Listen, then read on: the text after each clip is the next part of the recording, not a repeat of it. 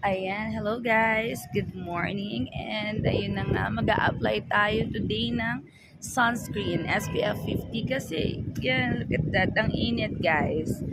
Okay, so andito ako sa swimming pool. Ayan. And then, ayan, mag-apply na tayo.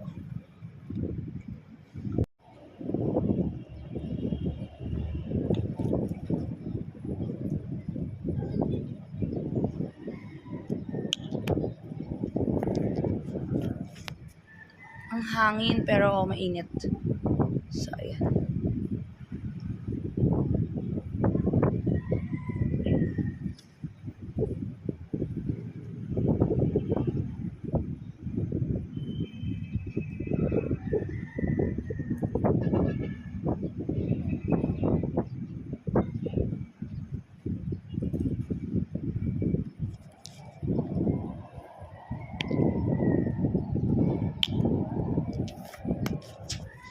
Ang hangin.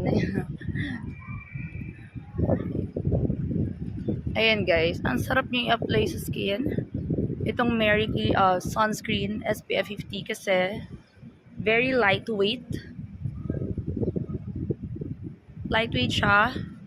And then, pag in-apply mo siya sa skin mo, walang white cast. Kaya pwede mo siyang gamitin under your makeup and hindi malagkit. Kapag hinagod mo ito guys, ayan, walang lagkit, madali ma-absorb ng skin. So, kailangan na kailangan ko to ngayon kasi mainit at iinit palalo. Ayan. Diba? Kailangan protected tayo sa sun from the UVB and then UVA rays. Kasi, kapag hindi tayo nag-apply ng sunscreen, pwede kasing yun mag-lead into sunburn, tanning, and then, ang pinakamalupit doon guys is skin cancer and we don't want that, diba? So, ayan, kaya we really need this. Grabe, wala talaga siyang lagkit, as in, ang sarap. Tsaka ano guys, wala siyang fragrance. So, it's really good for mga may sensitive skin talaga.